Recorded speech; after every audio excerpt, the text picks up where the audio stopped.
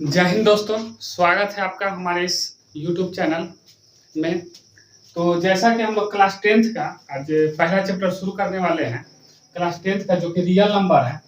तो हम लोग शुरू करते हैं, पहले कुछ रियल नंबर के बारे में बेसिक जानकारी प्राप्त कर लेते हैं, उसके बाद एक्सरसाइज शुरू करेंगे। तो पहला चैप्टर है रियल नंबर। रियल नंबर जिसको हिंदी में वास्तविक संख्या कहते हैं, वास्तविक संख्या, वास्तविक संख्या। रियल नंबर समझने से पहले हम कुछ पिछली बातों को समझेंगे जो क्लास 9th में पढ़नी थी। और चूंकि हम लोग क्लास 10th में आप लोग आ चुके हैं, तो हम लोग क्लास 9th के कुछ बेसिक चीज डिफिनीशन वगैरह पढ़ेंगे कि नेचुरल नंबर क्या होता है। नेचुरल नंबर जिसको हम लोग n से डिनोट करते हैं। नेचुरल नंबर को क्या चीज से डिनोट करते हैं? Natural number. नेचुरल नंबर को हिंदी में प्राकृत संख्या कहते हैं। नेचुरल नंबर को हिंदी में प्राकृत संख्या कहते हैं। वैसा संख्या जो 1 से स्टार्ट हो, 1 2 3 4 5, ये सारी की सारी संख्या क्या कहलाएगी? नेचुरल नंबर कहलाएगी।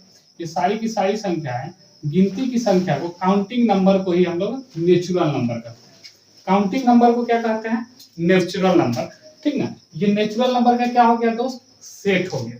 ठीक है, उसके बाद अगर होल नंबर की बात करें तो होल नंबर कहने का मतलब, इसको हम लोग W से डिनोट करते हैं, और होल नंबर को हिंदी में पूर्ण संख्या कहते हैं। होल नंबर को हिंदी में पूर्ण संख्या कहते हैं। जब इस नेचुरल नंबर में ही अगर हम इसमें जीरो को शामिल करते हैं, ठीक ना, जीरो को ले लेते हैं, इसमें जीरो चूंकि है नहीं, अगर हम जीरो को ले लेते हैं तो वही होल नंबर कहलाएगा। वही क्या कहलाएगा दोस्त? होल नंबर कहलाएगा। ठीक है दोस्त, होल नंबर। तो ये मेरा होल नंबर का सेट हो गया। उसी तरीका से इंटीजर किसको बोलेंगे? इंटीजर जिसको हिंदी में हम लोग पूर्णांक कहते हैं। इंटीजर को जेड से डिनोट करते हैं। इंटीजर को जेड से डिनोट करते हैं। इंटीजर कहने का मतलब, अगर नेचुरल नंबर, जैसे अगर हम होल नंबर लिख दें, पूरा का पूरा होल नंबर लिख दें, ठीक है दोस्त, होल नंबर, और नेचुरल नंबर का निगेटिव, ठीक ना, निगेटिव ऑफ नेचुरल नंबर, तो वो सारा का सारा नंबर जो बन जाएगा, सारा का सारा नंबर इंटीजर बन जाएगा। ठीक है, क्या बन जाएगा? इंटीजर बन जाएगा। ठीक है, यानी natural number plus whole number, यानी होल नंबर और नेचुरल नंबर का निगेटिव पूरा, ये क्या बन जाएगा? पूरा मिला करके इंटीजर। अब देखिए, इंटीजर को हम लोग जेड से डिनोट किए, जबकि नेचुरल नंबर चूंकि एन से शुरू होता है तो एन से डिनोट किए हैं। होल नंबर चूंकि डब्ल्यू से शुरू होता है तो डब्ल्यू से डिनोट किए हैं। इंटीजर को जेड से डिनोट क्यों किए? सवाल ये होता है कि आखिर जेड से ही क्यों डिनोट किए? जेड क्यों? जेड क्यों? ठीक है दोस्त, तो जेड क्यों डिनोट किए? तो जेड एक जर्मन भाषा का शब्द है। जेड एक जर्मन भाषा का शब्द है, जिसका वास्तव में जो होता है, जेड का अर्थ जहलीन। क्या होता है दोस्त? जहलीन। जहलीन, जेड का अर्थ जहलीन। जर्मन भाषा का एक शब्द है जहलीन। जहलीन कहाँ का शब्द है? जर्मन भाषा का। जर्मन भाषा, ठीक है, जर्मन भाषा का शब्द है। जहलीन का अर्थ होता है, इसका अर्थ होता है, ठीक ना, इसका मतलब होता है, मीनिंग होता है, मीन्स होता है गिनना। क्या होता है? गिनना, काउंटिंग करना। क्या होता है? गिनना, काउंटिंग होता है। ठीक है दोस्त, काउंटिंग। इसीलिए हम इंटीजर को क्या चीज से डिनोट करते हैं? जेड से। इंटीजर नंबर को क्या चीज से डिनोट करेंगे? जेड से। ठीक है दोस्त, उसके बाद हम बात करते हैं कुछ और नंबर के बारे में, जैसे प्राइम नंबर। प्राइम नंबर किसको बोलते हैं? प्राइम नंबर की सवाल है कि प्राइम नंबर बोलते किसको है? तो प्राइम नंबर को हिंदी में हम लोग बोलते हैं अभाज्य संख्या। क्या बोलते हैं दोस्त? अभाज्य संख्या। क्योंकि प्राइम नंबर वगैरह जो है, यही सब नंबर्स में से निकल के आया है, तो इसको हम अलग चीजों से डिनोट नहीं करेंगे। ठीक है, तो प्राइम नंबर जिसको अभाज्य संख्या बोलते हैं, वैसा नंबर जिसका फैक्टर जो हो केवल 2 हो, फैक्टर केवल 2 हो, यानी 2 संख्याओं से कर दे। ठीक है दोस्त, वैसा नंबर जिसका फैक्टर केवल 2 हो, यानी the number which divisible by one and itself, यानी एक से कट जाए और खुद से कटे। ठीक है, यानी एक फैक्टर तो ये हो गया 1 और एक खुद का फैक्टर हो गया। ठीक है, तो जिसका फैक्टर 2 हो वो सारे के सारे कहलाएंगे प्राइम नंबर। प्राइम नंबर का एग्जांपल की अगर बात करें, प्राइम नंबर का एग्जांपल, तो एग्जांपल क्या दोस्त? 1 होगा? तो 1 नहीं होगा, 1 का फैक्टर केवल 1 ही है, एक फैक्टर है। जबकि फैक्टर होना कितना चाहिए? 2 फैक्टर होना चाहिए। होना कितना चाहिए? 2 फैक्टर होना चाहिए। जैसे एग्जांपल में 2 का फैक्टर जो है एक 2 खुद हो गया और एक 1 हो गया। जैसे एग्जांपल 3 ले लीजिए, 3 का फैक्टर खुद एक 3 हो गया और एक 1 हो गया। ठीक है दोस्त, एक 1 हो गया। अगर हम बात करें 5 की, तो 5 का फैक्टर केवल 5 है और एक 1 है। तो इस सबका फैक्टर कितना है? 2 फैक्टर। तो ये सारे के सारे नंबर कहलाएंगे प्राइम नंबर। 2 एक प्राइम नंबर है, 3 प्राइम नंबर है, 5 प्राइम नंबर है। ठीक है, तो अगर हम जैसे 4 ले लेते हैं, 4 मान लेते हैं, तो 4 का फैक्टर 2 है, खुद 4 भी है, 1 है, तो इसका फैक्टर कितना है? 3 फैक्टर। इसका कितना फैक्टर है? 3 है। तो ये प्राइम नंबर नहीं होगा, ये प्राइम नंबर नहीं होगा। ठीक है दोस्त, तो प्राइम नंबर उसको बोलेंगे, यानी अभाज्य संख्या जिसका फैक्टर केवल कितना? 2, इसका फैक्टर 3 है, तो ये प्राइम नंबर नहीं होगा। उसके बाद आते हैं कंपोजिट नंबर। कौन सा नंबर दोस्त? Composite number. तो वो सारा संख्या छोड़ देंगे जो प्राइम नंबर है। ठीक है, उसको छोड़ देंगे तो उसका फैक्टर कितना होगा? 2 से ज्यादा होगा। तो सारे के सारे कहलाएंगे कंपोजिट नंबर। क्या कहलाएंगे दोस्त? Composite number. तो इसको इरेज पहले कर लेते हैं। ठीक,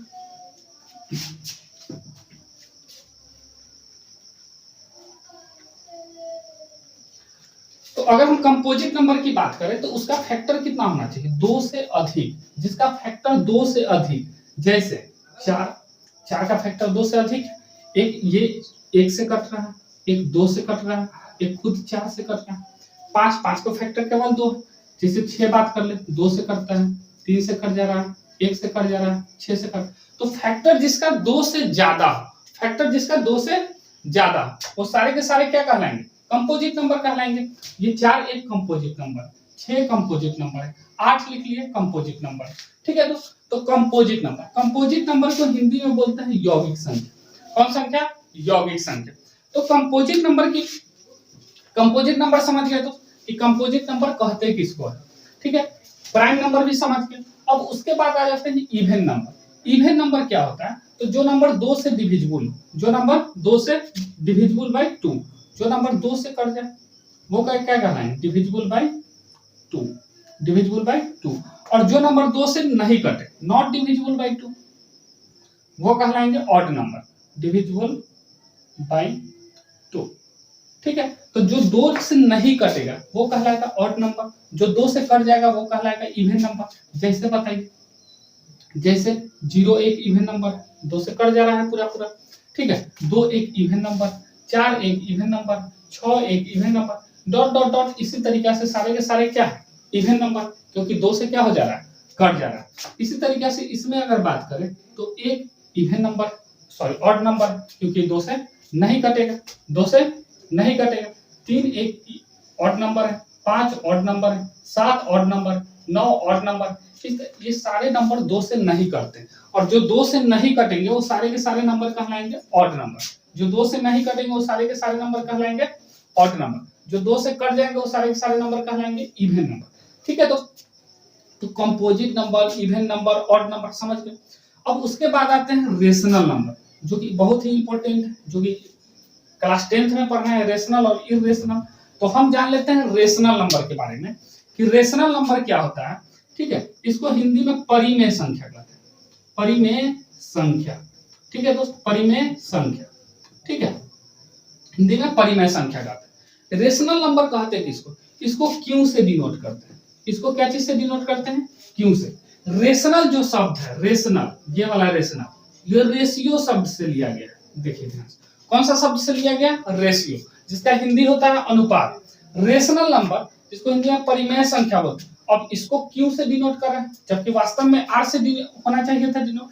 तो क्यू का मतलब होता है कोसेंट, क्यू का मतलब होता है कोसेंट, इसलिए डिनोट करते हैं कोसेंट।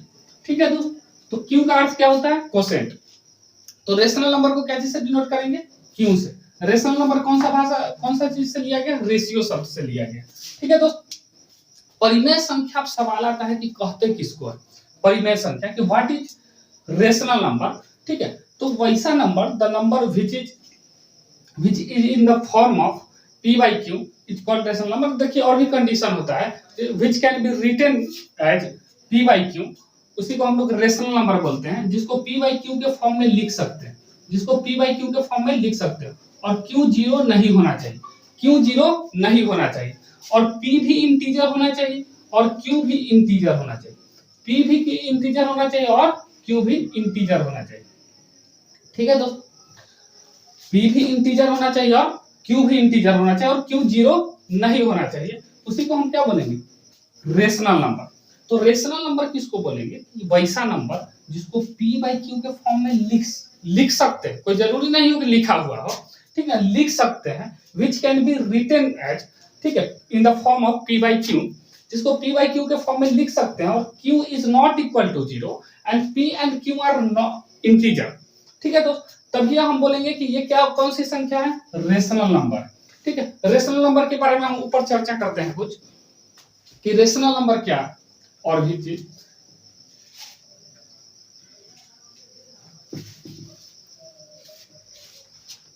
जैसे अगर बात करें रेशनल नंबर की, जैसे हम देखिए, अगर हम लिख दिए दो लिख दिए, तो दो एक रेशनल नंबर है। कैसे रेशनल नंबर, क्योंकि हम इसको अभी P बाई Q के फॉर्म में नहीं दिख रहा है, लेकिन P बाई Q के फॉर्म में लिख सकते हैं। लिख कैसे सकते हैं, किसी भी चीज के नीचे कितना होता है, एक होता है। तो देखिए P बाई Q के फॉर्म में लिख सकते हैं, नीचे जीरो नहीं होना चाहिए, फुलफिल कर रहा है, नीचे जीरो नहीं है, P भी इंटीजर होना चाहिए, Q भी इंटीजर होना चाहिए।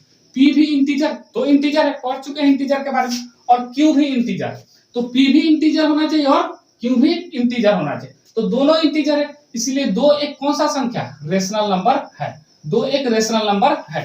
ठीक है दोस्त, अगर हम बात करें जैसे 0.3 की बात कर लेते हैं, 0.3, तो आपका जवाब होगा कि नहीं सर ये रेशनल नंबर नहीं है, लेकिन रेशनल नंबर है। रेशनल नंबर का डिफिनीशन ये है जिसको हम लोग लिख सकते हैं, कोई जरूरी नहीं हो कि लिखा हुआ हो, जिसको हम लोग लिख सकते हैं। अभी तो इंटीजर भी नहीं, अभी इंटीजर भी नहीं, अगर इसके नीचे हम एक लिख भी दे तो इंटीजर भी नहीं, ऊपर इंटीजर नहीं है, लेकिन हम जिसको लिख सकते हैं, अगर हम डेसिमल को यहां से हटा दें तो नीचे कितना आ जाएगा, 10 आ जाएगा। अब हम आसानी से 0.3 को कितना लिख ले, 3/10, ऊपर भी इंटीजर है, नीचे भी इंटीजर, और नीचे जीरो नहीं है, इसलिए इसको क्या बोल सकते हैं, रेशनल नंबर। तो 0.3 एक रेशनल नंबर। जैसे अगर हम जीरो लिख लें, क्या जीरो एक रेशनल नंबर है, क्या जीरो एक रेशनल नंबर है, तो इसके नीचे कुछ नहीं तो एक बोल दी।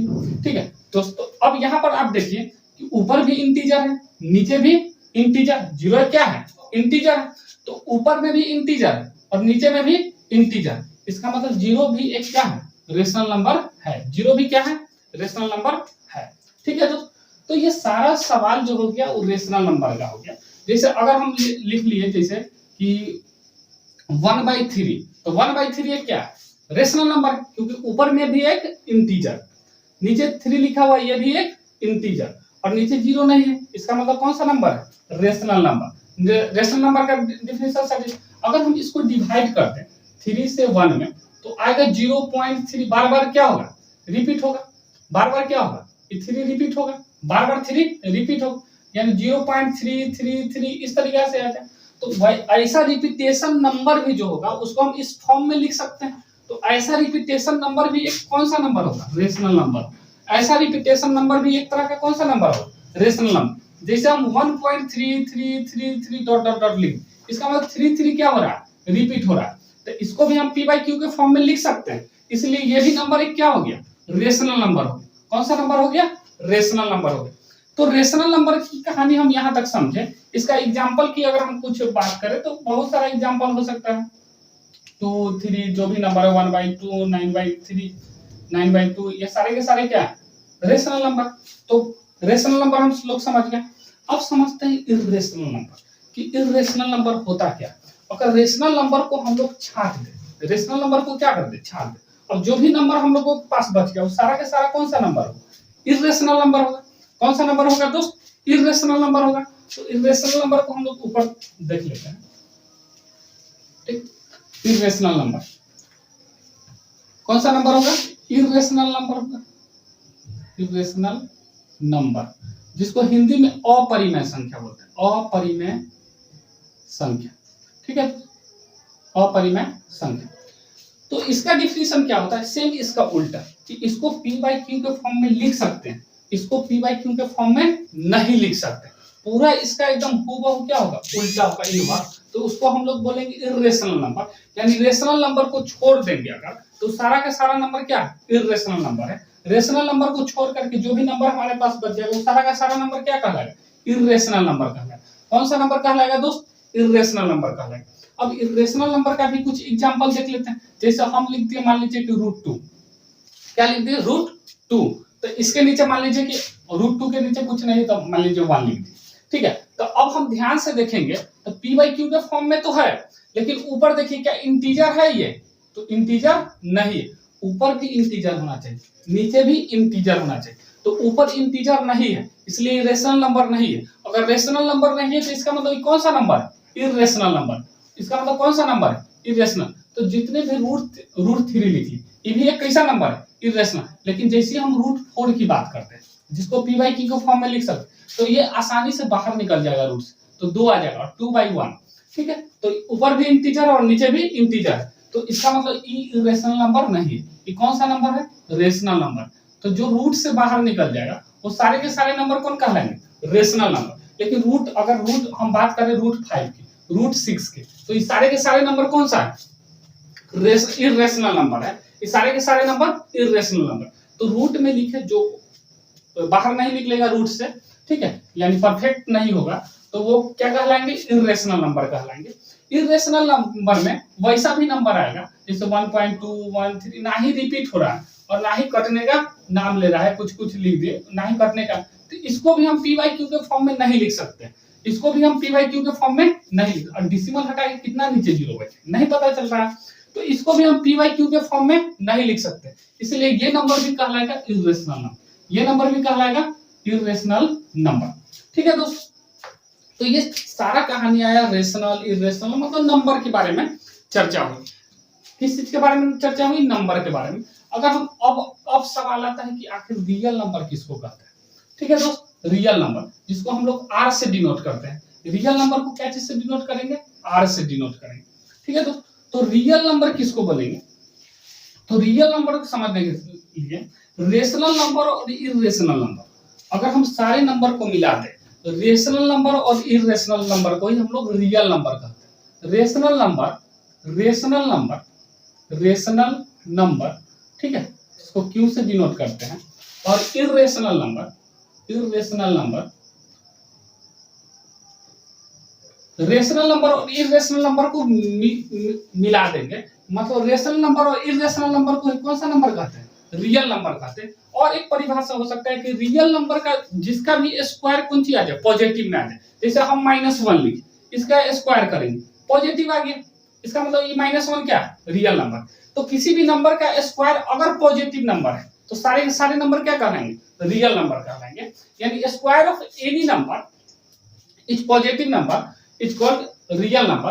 तो रियल नंबर को हम दो भाग में बांट सकते हैं, रेशनल नंबर और इरेशनल। रेशनल नंबर और इरेशनल नंबर को हम लोग रियल नंबर कहते हैं, ठीक है। तो फिर अगर हम रेशनल नंबर को देखें तो इसको भी दो भाग में आसानी से बांट सकते हैं, ठीक है। एक इंटीजर जिसको हम बोले थे कि जेड से डिनोट करने के लिए, और आई से भी डिनोट करते हैं इंटीजर, और एक फ्रैक्शन भिन्न संख्या। फ्रैक्शन में इंटीजर और फ्रैक्शन में जैसे 3/8, ये भी एक तरह का क्या रियल नंबर है। 3/8, 2/5, ये सब क्या है? फ्रैक्शन है, ठीक है दोस्त।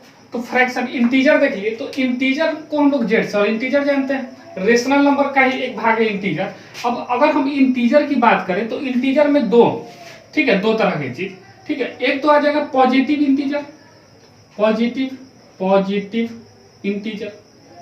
इंटीजर, ठीक है। इंटीजर में जैसे नंबर जो हो जाएगा, इंटीजर में हम लोग यहाँ पे लिख ही देते हैं कि -∞ से डॉट, ठीक है, -2, -1, ठीक है, डॉट, इस तरीके से 1, 2 भी है, ठीक है दोस्त, और इन्फिनिटी तक। ये सारे के सारे कौन सी में आ जाएंगे? ये सारे के सारे आ जाएंगे इंटीजर में, ठीक है दोस्त। तो इंटीजर ये हो गए। इंटीजर में भी अब अगर हम देख रहे हैं तो इतना का इतना क्या है? निगेटिव इंटीजर है, और ये इधर वाला पार्ट क्या है? पॉजिटिव इंटीजर, और एक कहीं बीच में क्या होगा? 0 होगा। तो एक तरफ निगेटिव इंटीजर और एक तरफ पॉजिटिव इंटीजर, तो हम इसमें पॉजिटिव इंटीजर और पॉजिटिव इंटीजर को जेड प्लस से डिनोट करेंगे क्योंकि पॉजिटिव है, और एक हो जाएगा मेरा निगेटिव इंटीजर। कौन सा इंटीजर? निगेटिव इंटीजर, ठीक है दोस्त, निगेटिव इंटीजर, इसको जेड माइनस से डिनोट कर, और एक बीच में 0 छूट गया, एक कौन सा नंबर हो जाएगा? 0 नंबर, कौन सा नंबर, 0। ठीक है दोस्त, तो एक निगेटिव, एक पॉजिटिव, एक निगेटिव और एक 0। पॉजिटिव इंटीजर में कौन कौन से नंबर आ जाएंगे, तो जो भी यहाँ से स्टार्ट होगा 1 से 1 2 3 4 डॉट डॉट डॉट इन्फिनिटी तक, ये सारे के सारे किस में आएंगे, पॉजिटिव इंटीजर में आएंगे। और इसमें सारे के सारे क्या आएंगे, minus infinity dot dot dot -4 -3 -2 जो भी है -1, इस तरीके से आएंगे। ये सारा के सारे किस में आ जाएंगे, निगेटिव इंटीजर, और ये पॉजिटिव इंटीजर। और 0 नंबर में कौन आएंगे, सिर्फ 0 आएंगे। ठीक है, ये सारा का सारा मिलाकर के क्या कहलाए, इंटीजर कहलाए। अगर हम पॉजिटिव इंटीजर में भी अगर हम देखें तो इसको कई भागों में बांट सकते हैं। इस पॉजिटिव इंटीजर को, इस पॉजिटिव इंटीजर को ही सारा का सारा अगर हम ध्यान से देखें तो नेचुरल नंबर है। ये सारा का सारा कौन सा नंबर है, नेचुरल नंबर है। कौन सा नंबर है दोस्त, नेचुरल नंबर है। तो कौन सा नंबर, नेचुरल नंबर, जिसको n से डिनोट करते हैं, जिसको कैसे से डिनोट करते हैं, n से। तो नेचुरल नंबर में, नेचुरल नंबर को अगर हम बांटें तो नेचुरल नंबर में ही कौन कौन से संख्या आ जाते हैं। जैसे अगर हम बात करें तो इसी में आ जाएंगे इवन नंबर, इसी में आ जाएंगे इवन नंबर। इवन नंबर हम लोग देखे थे ना, यहाँ से अगर यहाँ से 2 4 6 2 से कटने वाली संख्या है डिविजिबल टू इवन नंबर, और जो से 2 से नहीं कटने वाला है वो ऑड नंबर, इसी में क्या आ जाएंगे, ऑड नंबर। जो भी इवन नंबर होंगे, ऑड नंबर होंगे, वो सारे के सारे नेचुरल नंबर होंगे। अगर इसी में बात करें तो प्राइम नंबर, प्राइम नंबर आ जाएंगे।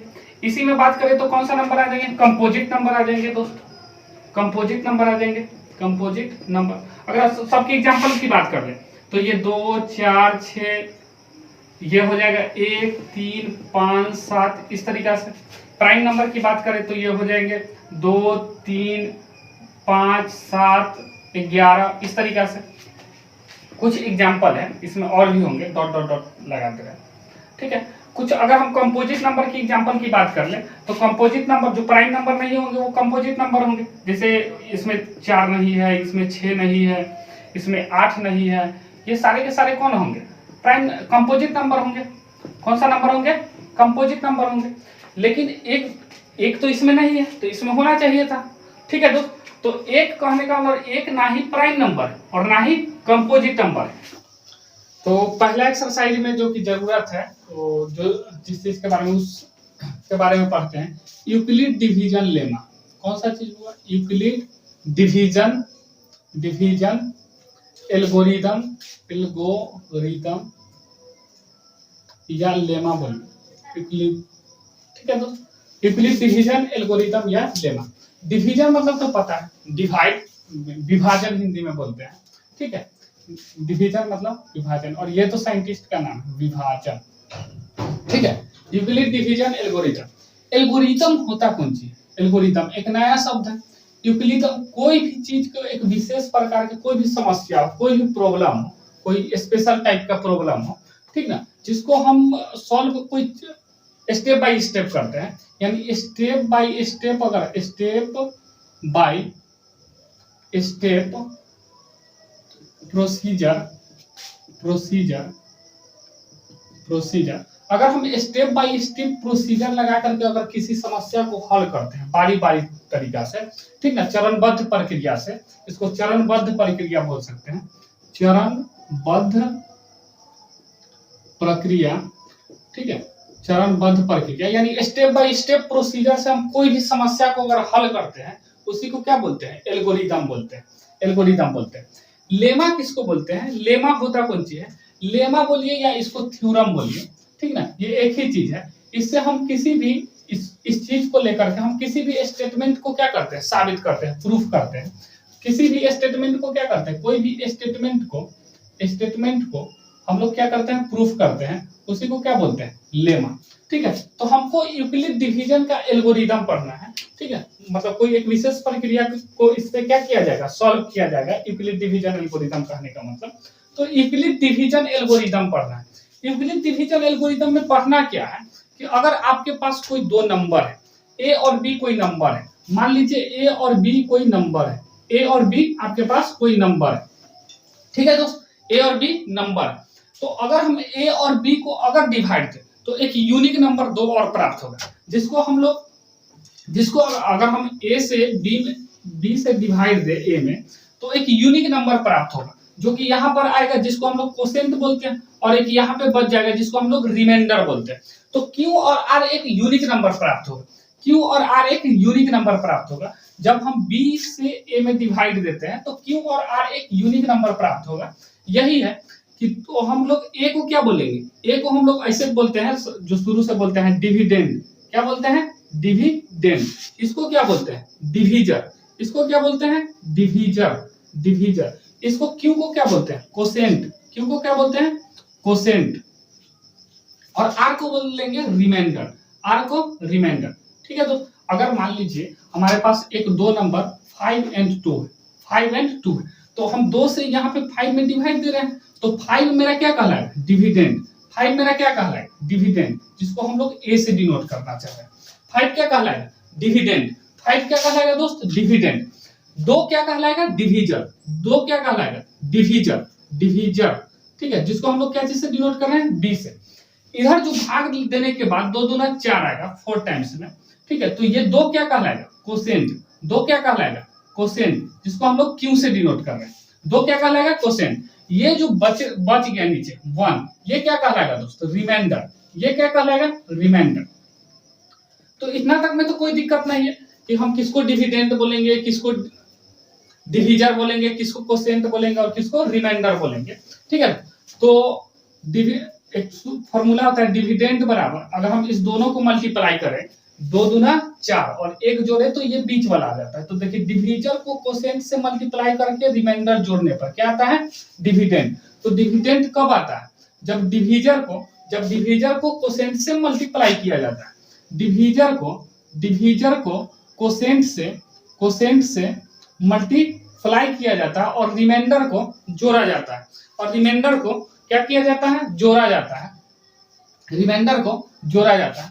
जब डिवीजर को कोसेंट से मल्टीप्लाई किए और रिमाइंडर को जोड़ दिए, रिमाइंडर को जोड़ दिए तो क्या आ गया दोस्त? डिविडेंड। तो ये एक फॉर्मूला होता है कि डिविडेंड बराबर डिवीजर गुने कोसेंट प्लस रिमाइंडर, डिवीजर गुने कोसेंट प्लस रिमाइंडर।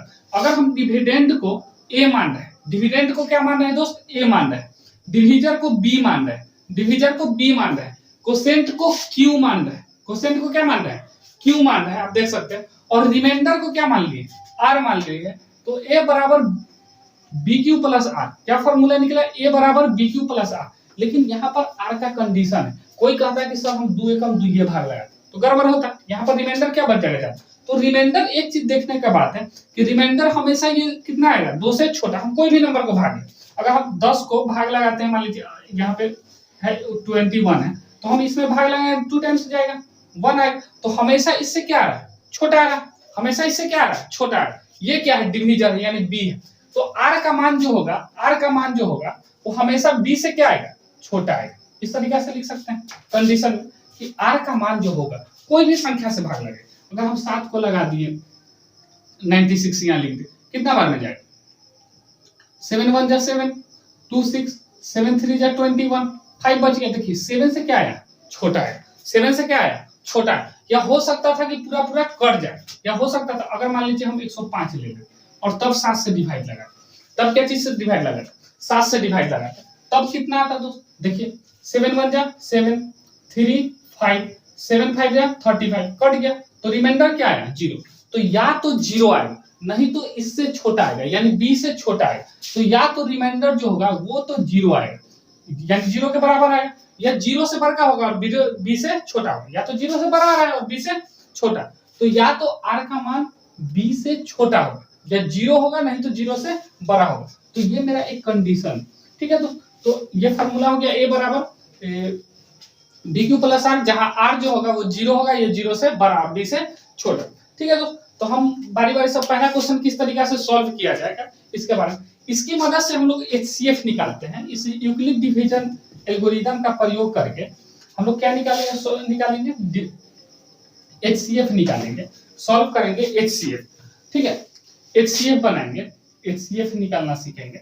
ठीक है, तो हम HCF निकालना किस तरीके से सीखेंगे? जैसे हम कोई 2 नंबर ले लेते हैं। ठीक है, मान लीजिए हम ले लिए 15 एंड ले लिए मान लीजिए कि 20 ले लिए, 15 एंड 20। ठीक है दोस्तों, 15 एंड 20 और इसका एचसीएफ निकालेंगे। कौन सा चीज के हेल्प से? ये वाला ए बराबर बी क्यू प्लस आर। तो इसमें आप एक बात बताइए कि जो बड़ा वाला होगा उसको हम डिविडेंड बोले, जो बड़ा वाला होगा उसको डिविडेंड बोले, और जो छोटा वाला होगा उसको डिविजर बोले। तो डिविडेंड को हम बोले थे, डिविडेंड को कि क्या मान लेना है? ए मान लेना है। डिविडेंड को क्या मान लेना है? ए। तो ए कितना हो गया? 20। और बी कितना हो गया? जो बच गया वो डिविजर। बी कितना हो गया? 15। बी कितना हो गया? 50। अगर हम फॉर्मूला पे डालें यूक्लिड का, ठीक ना, बाय यूक्लिड डिवीजन एल्गोरिथम अगर बात करें, बाय यूक्लिड डिवीजन एल्गोरिथम, तो फॉर्मूला क्या है? ए बराबर बी क्यू प्लस आर। ए बराबर बी क्यू प्लस आर, जहां आर का जो कंडीशन होना चाहिए या तो जीरो ना तो जीरो से बड़ का, या तो जीरो नहीं तो जीरो से बड़ का, और बी से छोटा, और बी से छोटा। ठीक है दोस्त, तो ए का मान जो है अगर हम रखें यहाँ पे, तो ए का मान कितना रखेंगे? 20, और बी का मान कितना रखेंगे? 15। अब क्यू और आर पता कैसे चलेगा? तो पता कैसे चलेगा? अभी बोले थे ना, भाग लगा लेना है। क्या लगा लेना है? भाग। ठीक है, 15 जो हो गया बी का मान हो गया, डिविजर हो गया, और ए का मान कितना हुआ? 20। ए का मान कितना हुआ? 20। तो ए का मान 20 हुआ, तो यहां से ए 15 या 15 ले जाएंगे, तो ये जो आया वो क्यू का मान आया, और ये जो आया आर का मान आया। अब देख सकते हैं आर का मान बी से क्या आया? छोटा आया। तो यहाँ पर क्यू का मान कितना हो गया? क्यू का मान 1 हो गया, और आर का मान 5 हो गया। हम एचसीएफ जो है शुरू में बचपन में बनाते कैसे थे? इसको फिर से क्या कर देते थे? ऐसे घेर देते थे, और ये वाला अंक उतार देते थे। ये वाला जो ऊपर वाला 15, ये वाला क्या कर देते थे? यहाँ पर नोट कर देते थे। तो अब ध्यान से देखिए, अगर आप ध्यान से देखेंगे तो जो पहले जो बी का मान था, बी का मान वो बीच में आ गया, ए बन गया। जो पहले बी का मान था वो क्या बन गया? ए बन गया। और जो आर का मान था, आर का मान वो क्या बन गया? बी बन गया। तो जो बी आर जो बी था, ये बी है, ये बी है, बी पहले था। अब ये क्या बन चुका है? ए, यानी इसके जगह पे आ गया। यानी कहां पे आ गया? 15 के जगह। और जो कितना था दोस्त? आर था, यानी आर वो क्या बन गया? बी के। तो यहाँ पे आ जाएगा। फिर इस दोनों को भाग लगाएंगे तो कितना बार में जाएगा? 3 बार। कट गया। कितना आया रिमाइंडर? 0 आया। तो 3 टाइम्स गया तो रिमाइंडर क्या बचा? 0 आया। रिमाइंडर क्या बचा? 0 बचा। अगर रिमाइंडर 0 पे समाप्त हो जाएगा तो उसके बाद नहीं बनाएंगे। जो मेरा बी का मान हो जाएगा, इसमें भी हम क्या लेते थे? जो ये वाला जो डिविजर होता था वही क्या कहलाता था? एचसीएफ कहलाता था। तो यहाँ पर एचसीएफ कितना निकल जाएगा? एचसीएफ बराबर 15, एचसीएफ बराबर 5 निकल जाएगा। एचसीएफ कितना निकल जाएगा? 5। जो बी का मान होगा वही क्या कहलाएगा? एचसीएफ कहलाएगा। ठीक है दोस्तों, बारी बारी से हम एक ऐसी एग्जांपल ले लिए हैं, और पहला नंबर क्वेश्चन से शुरुआत करते हैं बनाने का। तो पहला क्वेश्चन ये नोट हो चुका है, एक्सरसाइज 1.1 का, तो जिसको यूक्लिड डिवीजन एल्गोरिथम के तहत इसका एचसीएफ निकालना है। अभी हम लोग जस्ट देखे हैं, एचसीएफ निकालना है। पहला क्वेश्चन 135 और 255 का। एक नंबर क्वेश्चन हम बनाना शुरू करते हैं। इसमें से सबसे पहले तो हम ये देखेंगे बड़ा कौन है और छोटा कौन है। बड़ा वाला को ए मान लेंगे यानी डिविडेंड मान लेंगे, और छोटा वाला को डिविजर मान लेंगे। ठीक है दोस्त, तो बड़ा वाला को यानी ए का मान 255 एंड बी का मान, एक नंबर क्वेश्चन सॉल्व कर रहे हैं, 200, एक का मान 135, 135। ठीक है दोस्त, तो ये ए का मान हुआ और ये बी का मान हुआ। हम यूक्लिड डिवीजन एल्गोरिथम का प्रयोग करते हैं। यूक्लिड डिवीजन एल्गोरिथम में कहा क्या गया है कि ए बराबर b q plus r, b q plus r, जहां आर का कंडीशन होना चाहिए कि आर या तो 0 हो, नहीं तो 0 से बड़ा हो, और बी से छोटा हो, और बी से क्या? छोटा। यही कंडीशन है। अगर हम यहाँ पे ए की मान रखें, ए जो डिविडेंड है 255 और बी की मान 135, बी का मान 135। ठीक है दोस्त, 135। क्यू का मान कैसे पता चलेगा? ये दोनों को क्या करना? डिवाइड करना। यहाँ कर लेते हैं 135 से 255। ठीक है दोस्त, तो कितना टाइम्स में जाएगा?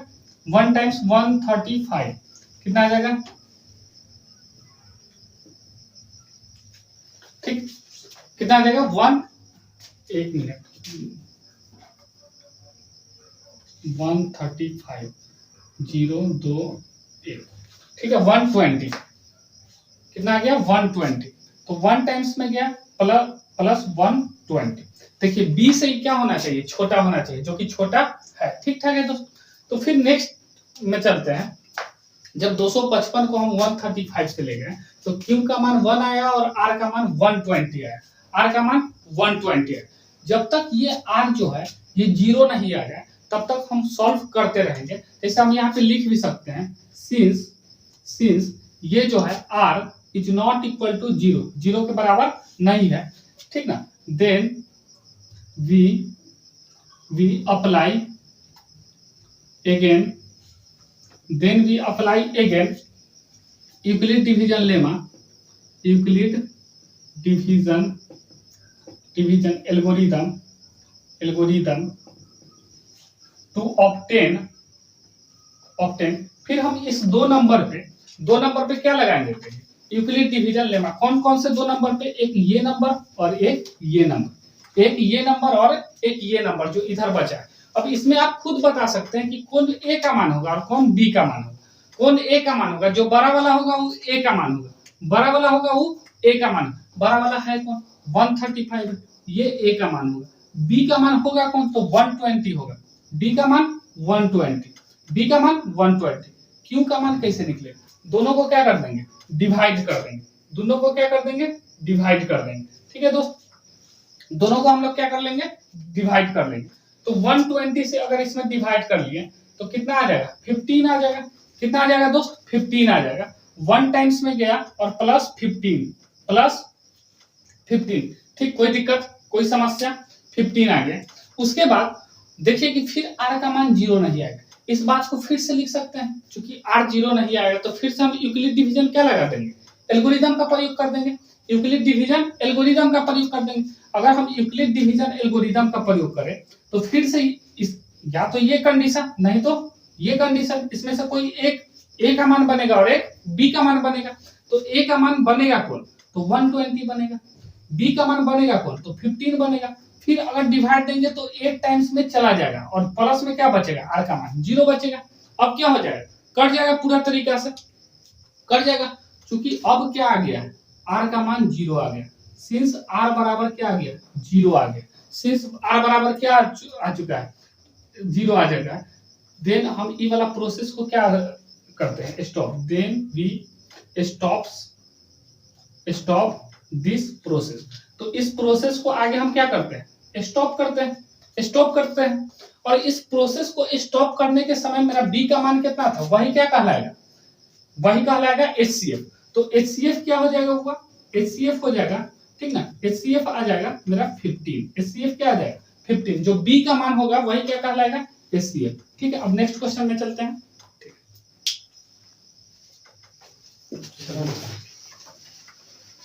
ना कर स्टॉप, एक मिनट, क्वेश्चन तो गलती लिखा होगा, 225 है क्वेश्चन, तो बन गया। ठीक है, नेक्स्ट क्वेश्चन में चलते हैं। क्योंकि एनसीईआरटी का क्वेश्चन में यहाँ पर 225 था, हम 255 से बना लिए हैं, कोई दिक्कत नहीं, आप लोग 225 से बना लीजिएगा। ठीक है, अब नेक्स्ट क्वेश्चन में चलते हैं। 2 नंबर क्वेश्चन, इसको इरेज कर लेते हैं। 2 नंबर क्वेश्चन क्या है, 2 नंबर क्वेश्चन सेम चीज इसी तरीके से बनाएंगे। ठीक है दोस्तों, इसी तरीके से बनाते चलेंगे 2 नंबर क्वेश्चन को भी। 2 नंबर क्वेश्चन सॉल्व करते हैं। 2 नंबर क्वेश्चन क्या है, 2 नंबर क्वेश्चन 196 एंड 38,220। तो इसमें a का मान कौन होगा, तो a का मान जो होगा, a का मान वो कौन सा होगा, जो बड़ा वाला होगा, 38,220। ठीक है, और b का मान कौन होगा, 196। ठीक है दोस्तों, a का मान 38,220 और b का मान 196।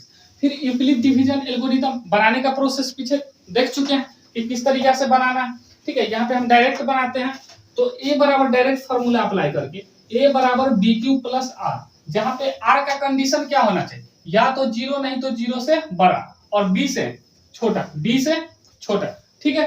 तो a का मान है कितना, 38,220।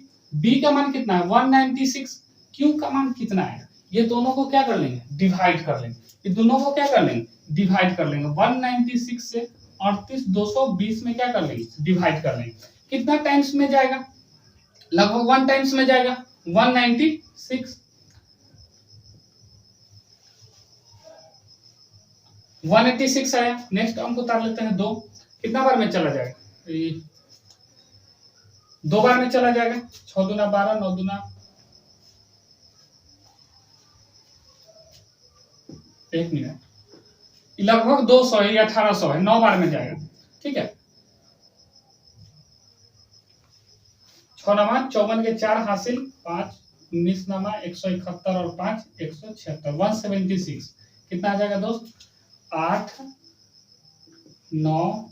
ठीक है, नेक्स्ट अंक 0 उतारेंगे, नेक्स्ट अंक 0 उतारेंगे, ये लगभग 200, ये लगभग 1000, 5 टाइम्स में ले जाकर देखते हैं, 5 टाइम्स 0 19 55 98 980 कट गया, 195 आया। क्यू का मान 195 और आर का मान कितना आया, 0। क्यू का मान कितना आ गया दोस्त, 195 और आर का मान कितना आया, 0। आर का मान शुरू में ही 0 आ चुका है, इस प्रोसेस को हम लोग आगे नहीं बढ़ा सकते क्योंकि आर का मान क्या आ गया, 0। एचसीएफ क्या हो जाएगा, जो मेरा बी का मान हो, बी का मान है कितना 196, बी का मान है कितना 196, तो एचसीएफ क्या आ जाएगा 196। ठीक है, तो नेक्स्ट क्वेश्चन में चलते हैं। क्वेश्चन नंबर 3, 867 और 255, 3 नंबर क्वेश्चन सॉल्व करते हैं।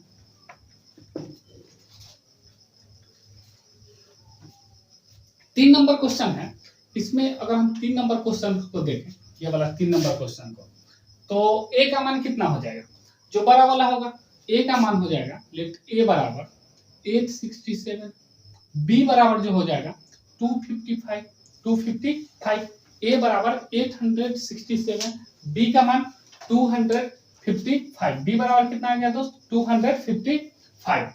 अब हम लोग यहाँ पे यूक्लिड डिवीजन एल्गोरिथम लगा देंगे, पता है आप लोग को फॉर्मूला ए बराबर बी क्यू प्लस आर, जहां आर का जो कंडीशन होना चाहिए या तो 0 नहीं तो 0 से बड़का और बी से छोटा और बी से छोटा। ए का मान है कितना, ए का मान है 867, ए का मान है 867, बी का मान कितना है 255,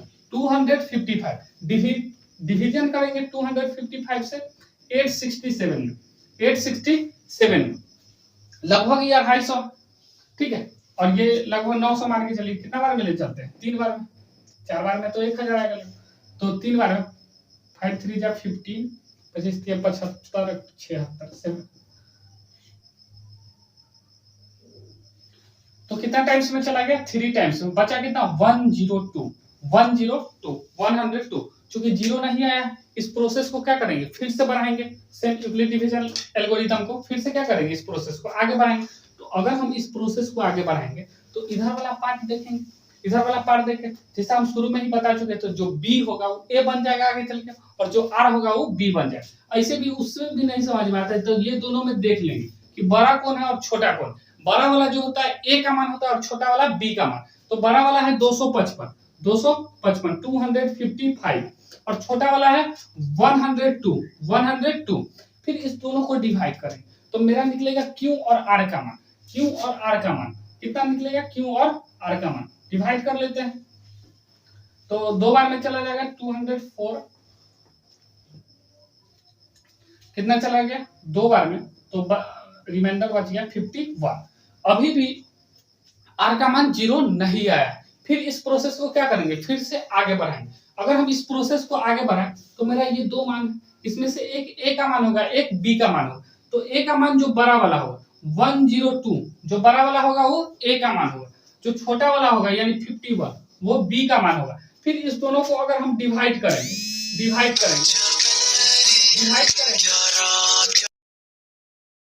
रिमाइंडर जो आ गया 0 आ गया, रिमाइंडर 0 आ गया। अब इस प्रोसेस को हम क्या करेंगे, जो लिखने वाला प्रोसेस हो हम पीछे पहला नंबर क्वेश्चन में बता चुके हैं, हम डायरेक्ट लिखते हैं, तो जो रिमाइंडर है वो 0 आ गया, तो इस प्रोसेस को अब हम यही समाप्त कर देते हैं, यहीं पे स्टॉप्स कर देते हैं, और जो मेरा बी का मान होगा वही क्या कहलाएगा, एचसीएफ, यानी एचसीएफ यहाँ पे क्या आ गया 51, एचसीएफ क्या आ गया दोस्त 51। ठीक है, तो हम ये तीनों क्वेश्चन सॉल्व कर लिए, फिर आगे नेक्स्ट क्वेश्चन नंबर 2 में चलेंगे। ठीक है, तो क्वेश्चन नंबर 2 नोट हो चुका है, क्वेश्चन नंबर 2 हम सॉल्व करते हैं, हर एक क्वेश्चन को सॉल्व किया जाएगा। ठीक है, तो क्वेश्चन नंबर 2 है, so that any positive odd integers is of the form 6q+1, ये ध्यान देंगे, और 6q+3 और 6q+5 where q is some integer, और ये एक odd number, odd integer prove करना है। कौन सा इंटीजर? Odd integer. पॉजिटिव का ऑड इंटीजर होना चाहिए, ठीक है। तो ये सारा का सारा नंबर है जो पॉजिटिव का ऑड इंटीजर है, पॉजिटिव का ऑड इंटीजर है, जहाँ q एक क्या है? इंटीजर है। q इंटीजर हो, q इंटीजर है तभी तो इंटीजर में 6 से मल्टीप्लाई किया 1 जोड़े, ऑड नंबर। तो प्रूव लेकिन करना है कि ये सारा का सारा नंबर क्या है? ऑड नंबर है, ठीक है, शो करना है। तो हम इस क्वेश्चन को बनाते हैं। क्वेश्चन में हम लोग को देखिए ए नहीं पता है, तो ए तो सबसे पहले हम लोग मान लेंगे, ए क्या कर लेंगे? मान लेंगे कि let A B any positive integer. अगर हम सॉल्यूशन करना स्टार्ट करते हैं, ठीक है दोस्त, सॉल्यूशन, तो ए मान लेंगे, let A B any positive integer. A को क्या मान लिए? कोई भी पॉजिटिव इंटीजर मान लिए, ठीक है दोस्त। ए जो है कोई भी पॉजिटिव इंटीजर है, इतना तक में कोई दिक्कत नहीं। ए पॉजिटिव इंटीजर है तो हमको यूक्लिड विभाजन एल्गोरिथम या यूक्लिड डिवीजन एल्गोरिथम के हिसाब से, जो बाय यूक्लिड डिवीजन एल्गोरिथम क्या है, ए बराबर बी क्यू प्लस आर। एक चीज और मान ले रहे हैं कि बी का मान जो यहाँ पे देख रहे हैं कितना है? 6 है, एंड बी बराबर 6, एंड बी बराबर कितना दोस्त? 6। बी बराबर कितना? 6।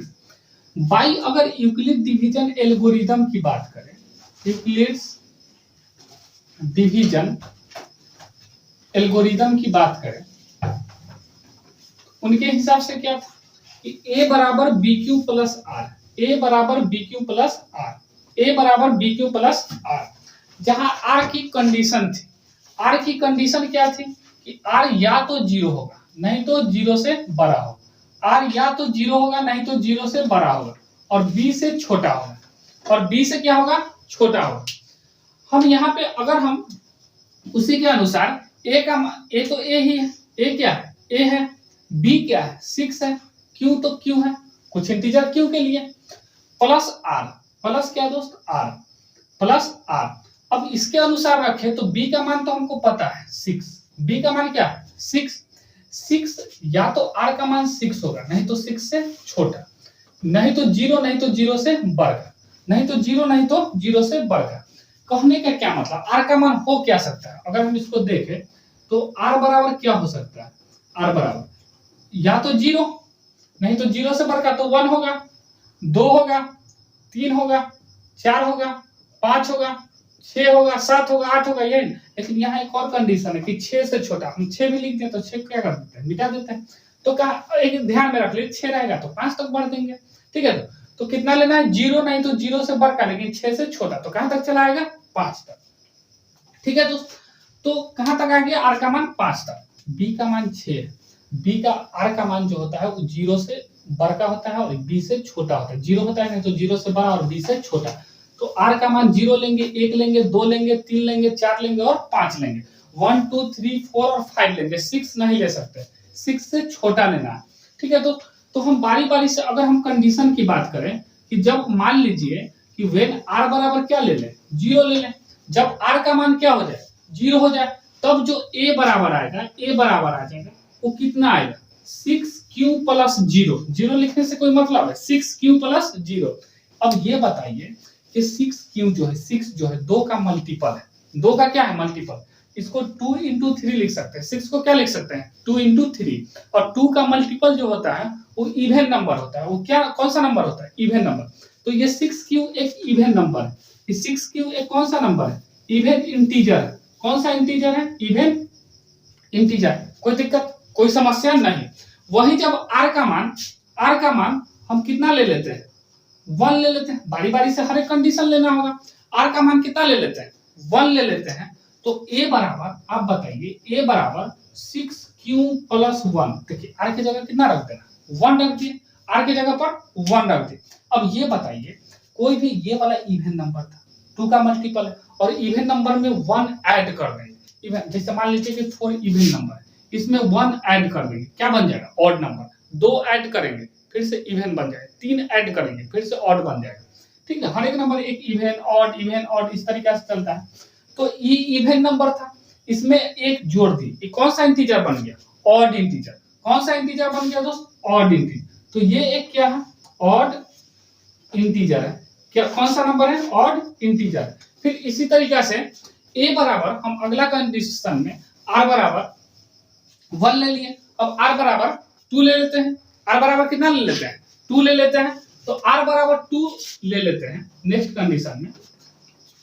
r बराबर 2 अगर लेंगे तो कौन सा कंडीशन बनेगा? व्हेन r बराबर 2, तो a बराबर आ जाएगा a बराबर 6q प्लस 2, 6q प्लस 2। जब r बराबर कितना लिए? r बराबर लिए हैं 2। r बराबर क्या ले लिए हैं दोस्त? 2। व्हेन r बराबर 2, 1 ले लिए थे, 0 ले लिए थे, 1 ले लिए थे, r की जगह पर क्या ले लिए? 2। अब आप ये बात बताइए, ये इवन इंटीजर था, इवन इंटीजर में इवन इंटीजर को ऐड कर दिए, फिर भी क्या रहे? Even integer. तो ये एक कौन सा नंबर है? Even integer. कौन सा है? Even integer. कौन सा है वो? Even integer. इस तरीके से अगर हम r का मान 3 लेते हैं, r का मान क्या लेते हैं? 3 लेते हैं, तो a बराबर कितना आ जाएगा? 6q प्लस 3 आएगा, 6q प्लस 3। ये कौन सा इंटीजर? ये है, देखिए फिर इवन इंटीजर था, इसमें एक ऐड हो गया। कौन सा इंटीजर आ जाएगा? Odd integer. कौन सा इंटीजर? Odd integer. Odd integer. फिर इसी तरीका से r का मान अगर हम 3 ले लेते हैं, r बराबर कितना ले लेते? 3 ले लें। व्हेन r बराबर, सॉरी 3 तो ले चुके हैं, 4 ले लेते हैं।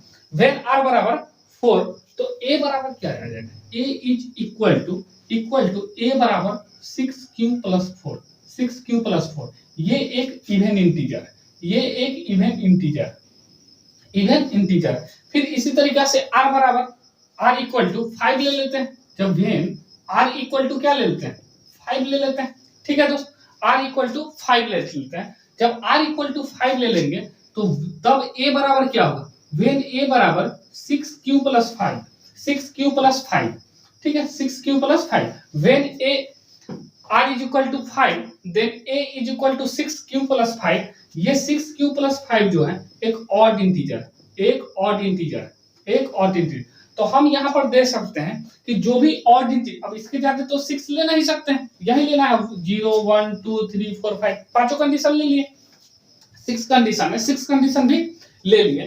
तो जब हम यहाँ तक कंडीशन लिए तो देखें कि ऑड इंटीजर जो है, एक ये वाला आया ऑड इंटीजर, एक ये वाला आया ऑड इंटीजर, एक ये वाला आया ऑड इंटीजर, यही आया 3 कंडीशन। इससे ज्यादा तो आया नहीं ऑड इंटीजर। तो हम यहाँ पर कह सकते हैं कि कोई भी इंटीजर जो होता है, कोई भी नंबर जो होता है, कौन सा फॉर्म में होता है? कोई भी पॉजिटिव इंटीजर जो होता है, कोई भी पॉजिटिव ऑड इंटीजर जो होता है, यहाँ पर लिख लेते हैं हेंस, यहाँ पे hence any positive odd integer is in the form of या तो 6q प्लस 1 या 6q प्लस 3 के फॉर्म में है, 6q प्लस 1 के फॉर्म में है, या 6q प्लस 3 के फॉर्म में है, या 6q प्लस 5 के फॉर्म का होता है। ठीक है दोस्तों, तो फिर नेक्स्ट क्वेश्चन की बात करते हैं। ये क्वेश्चन हो गया कंप्लीट। ठीक, थैंक यू।